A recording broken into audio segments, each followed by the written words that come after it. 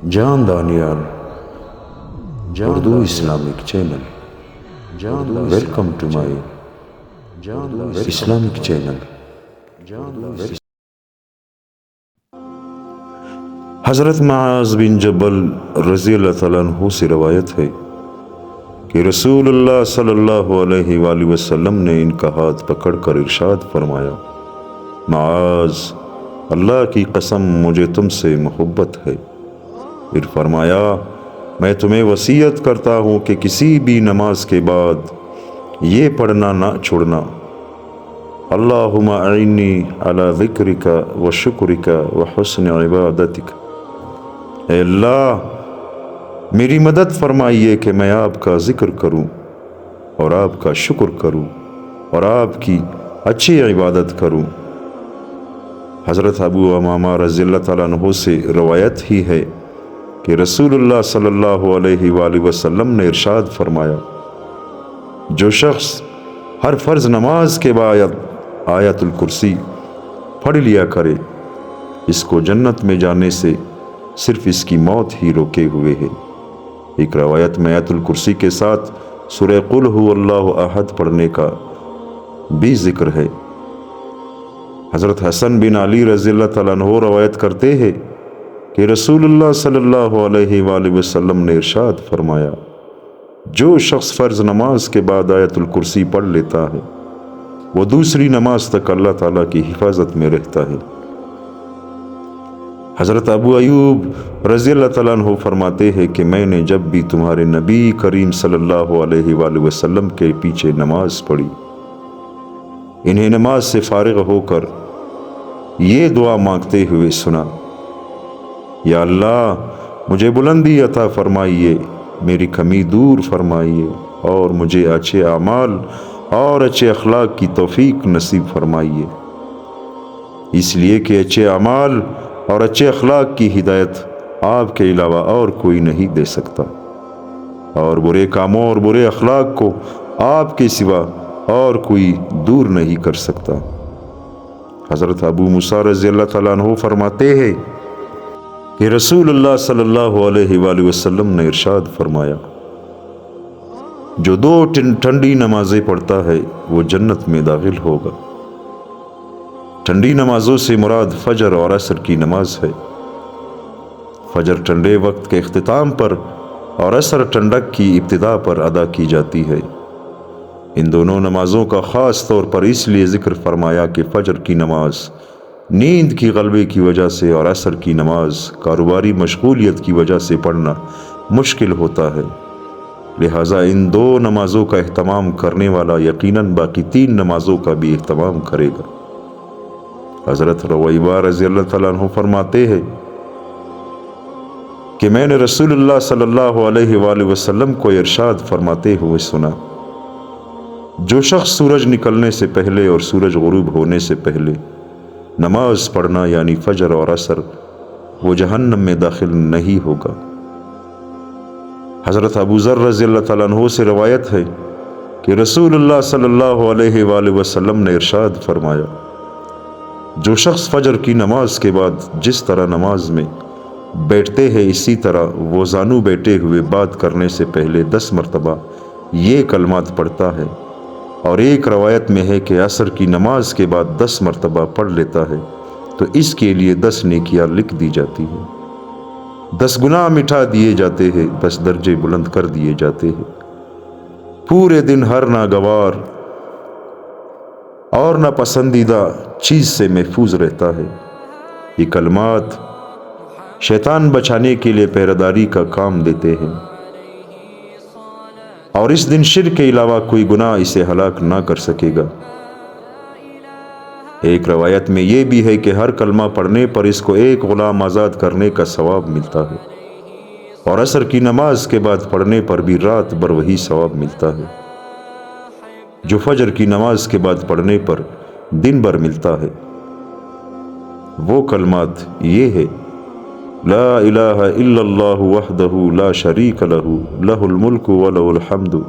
یحیی ویمیت وہو علی کل شیء قدیر۔ ایک روایت میں یحیی ویمیت کی جگہ بیدی الخیر ہے۔ اس کا ترجمہ ہے کہ اللہ تعالیٰ کے سوا کوئی معبود نہیں، وہ اپنی ذات صفات میں اکیلے ہیں، ان کا کوئی شریک نہیں، سارا ملک دنیا و آخرت کا انہی کا ہے، انہی کے ہاتھ میں تمام تر بلائی ہے، اور جتنی خوبیاں ہیں وہ انہی کے لیے ہے، وہی زندہ کرتے ہیں، وہی مارتے ہیں، اور وہ ہر چیز پر قادر ہے۔ ایک دوسرا حدیث ہے، حضرت جندب رضی اللہ تعالیٰ عنہ سے روایت کرتے ہیں کہ رسول اللہ صلی اللہ علیہ وآلہ وسلم نے ارشاد فرمایا، جو شخص فجر کی نماز پڑھتا ہے وہ اللہ تعالیٰ کی حفاظت میں آ جاتا ہے، لہٰذا اسے نہ ستاؤ اور اس بات کا خیال رکھو کہ اللہ تعالیٰ اپنی حفاظت میں لیے ہوئے شخص کو ستانے کی وجہ سے تم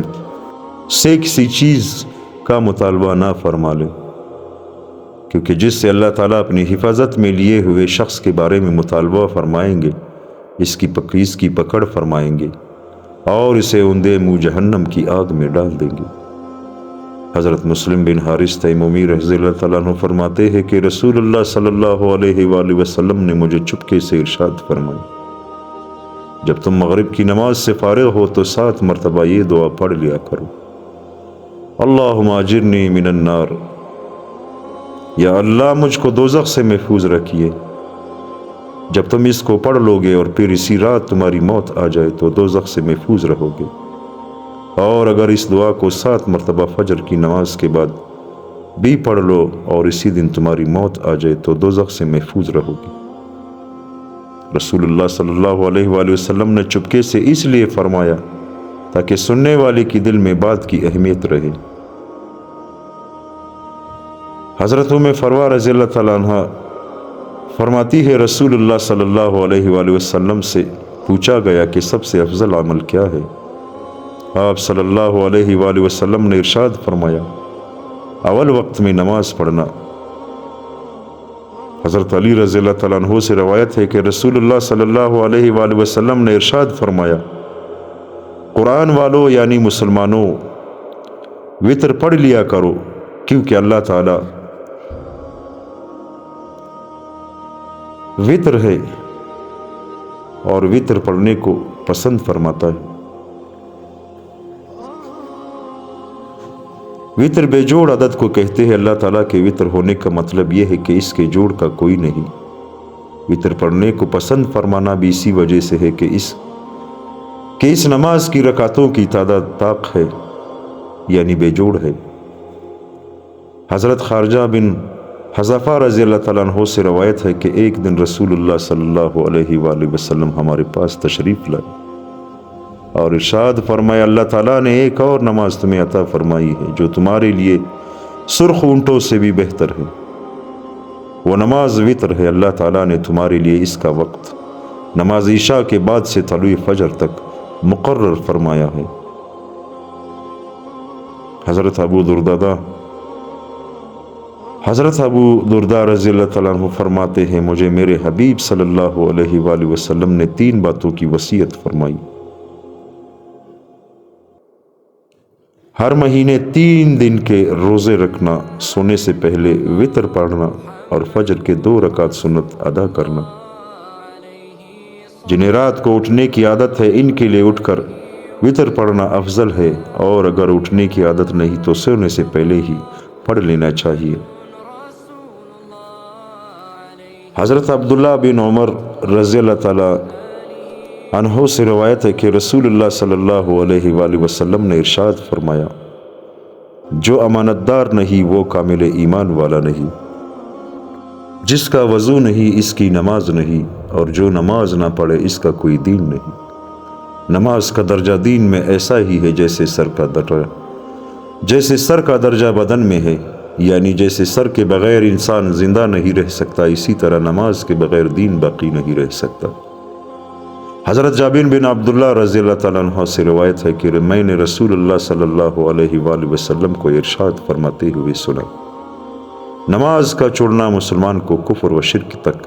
پہنچانے والا ہے۔ علماء نے اس حدیث کے کئی مطلب بیان فرمائے ہیں، جس میں سے ایک یہ ہے کہ بے نمازی گناہوں کے کرنے پر بے باک ہو جاتا ہے، جس کی وجہ سے اس کے کفر میں داخل ہونے کا خطرہ ہے۔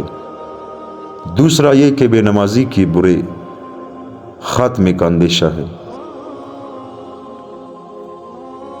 حضرت ابن عباس رضی اللہ تعالیٰ عنہ سے روایت ہے کہ رسول اللہ صلی اللہ علیہ وآلہ وسلم نے ارشاد فرمایا، جس شخص نے نماز چھوڑ دی وہ اللہ تعالیٰ سے ایسی حالت میں ملے گا کہ اللہ تعالیٰ اس سے سخت ناراض ہوگا۔ حضرت نوفل بن معاویہ رضی اللہ تعالیٰ عنہ سے روایت ہے کہ نبی کریم صلی اللہ علیہ وآلہ وسلم نے ارشاد فرمایا، جس شخص کی ایک نماز بھی فوت ہو گئی وہ ایسا ہے گویا اس کے گھر کے لوگ اور مال و دولت سب چھین لیا گیا ہو۔ حضرت عمر ابن شعیب رضی اللہ تعالیٰ عنہما روایت کرتے ہیں کہ رسول اللہ صلی اللہ علیہ وآلہ وسلم نے ارشاد فرمایا، اپنے بچوں کو 7 سال کی عمر میں نماز کا حکم کیا کرو، 10 سال کی عمر میں نماز نہ پڑھنے کی وجہ سے انہیں مارو، اور اس عمر میں پہنچ کر بہن بھائی کو علیحدہ علیحدہ بستر پر سلاؤ، ایسی مار ہو جس سے کوئی جسمانی نقصان نہ پہنچے۔